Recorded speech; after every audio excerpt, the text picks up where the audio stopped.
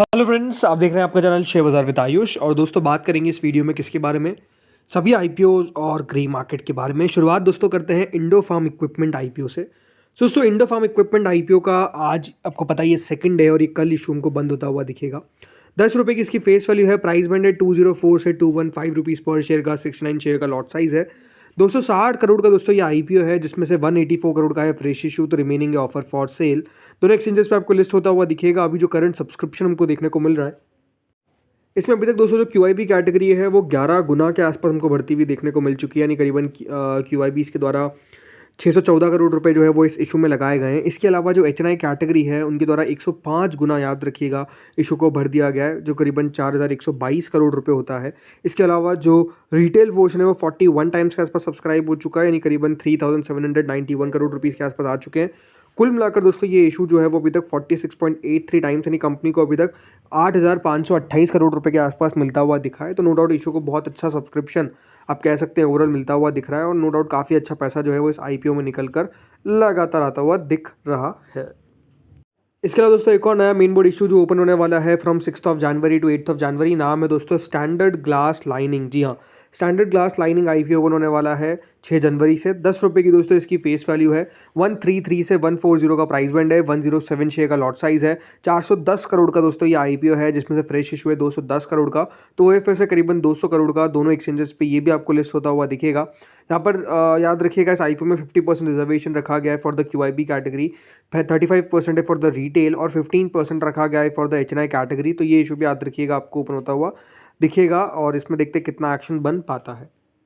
अब चलिए दोस्तों कुछ अपडेट्स आए आईपीओ पे, वो आपको बताता हूँ। तो देखिए यहाँ पर खबर आ रही है, जो दोस्तों doctor Agarwal health care company है उसको बेसिकली अप्रूवल मिल चुका है फॉर द आईपीओ। मतलब कंपनी दोस्तों डीआरएचपी फाइल करी थी और अब इनको सेबी की तरफ से एनओडी मिल चुकी है फॉर द आईपीओ। मतलब कंपनी कभी भी चाहे तो अपना आईपीओ लेकर आ सकती है, नहीं आरएचपी फाइल कर सकती है। डीआरएचपी तो ऑलरेडी दोस्तों कंपनी ने जो फाइल की थी उसको अप्रूव कर दिया गया है, और अब हमको ये देखना है कि कब जाकर जो कंपनी है वो अपनी आरएचपी बेसिकली फाइल करती हुई दिखती है। तो नो डाउट ये अपने आप में काफ़ी बड़ी खबर है और काफ़ी अच्छी खबर है, बिकॉज नो डाउट कंपनी बढ़िया है। ऑलरेडी ये बात ध्यान रखिएगा, डॉक्टर अग्रवाल हेल्थ केयर का एक जो listed firm doctor Agarwal eye hospital, right, ये दोस्तों स्टॉक जो है वो बेसिकली लिस्टेड है। और अब देखिए करीबन 6% इस खबर के बाद स्टॉक बढ़ता हुआ दिखा। और जब से दोस्तों ये कंपनी ने आरएचपी फाइल किया था पिछले एक साल में भी अगर आप रिटर्न देखेंगे तो 135% का रिटर्न आपको कंपनी डिलीवर करती हुई देखने को मिली। पिछले 5 साल में आप देखेंगे तो 2000%, और ओवरऑल मैक्स रिटर्न 21000% के आपको डिलीवर करता हुआ दिखा है ये शेयर।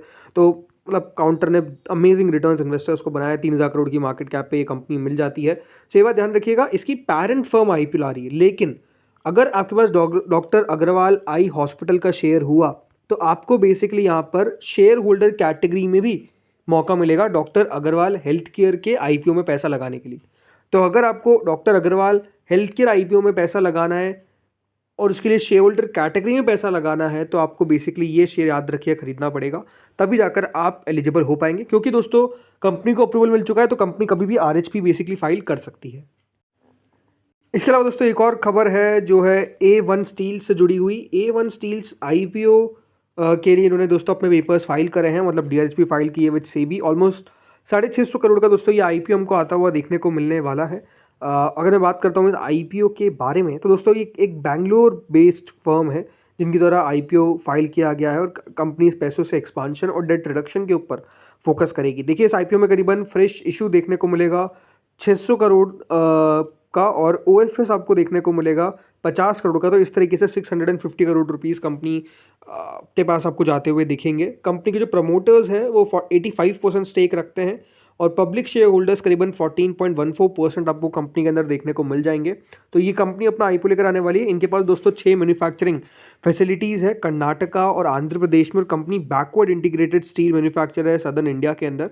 और उनके पास डाइवर्सिफाइड पोर्टफोलियो है, मतलब लॉन्ग और फ्लैट स्टील इंडस्ट्रियल प्रोडक्ट्स जो यूज़ आते हैं स्टील मैन्युफैक्चरिंग के अंदर। कंपनी के पास ऑलमोस्ट टोटल इंस्टॉल कैपेसिटी है 14.97 lakh metric tons per annum की। तो ये कंपनी अपने आप में देखिए काफ़ी कमाल करती हुई दिख रही है, और अपना आईपीओ जो है वो कंपनी लेकर आने वाली है। तो बिल्कुल यहाँ पर देखते हैं अब कितना बढ़िया ये आईपीओ कर पाता है।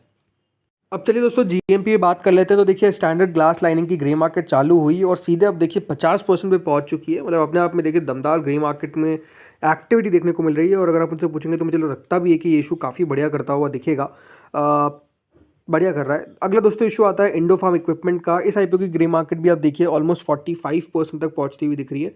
आई थिंक इतना पैसा जब दोस्तों निकल कर आएगा तो इशू बढ़िया भी करेगा ही करेगा। और ठीक है, मतलब कंपनी देखा जाए तो वैल्यूएशंस ठीक ठाक रखे हैं, उसके कारण भी एक बड़ा रीज़न है। बट स्टिल ग्रोथ का फैक्टर थोड़ा सा मिसिंग लगता है, वही एक सबसे बड़ा इशू लगता है। बाकी तो सब बढ़िया ही है।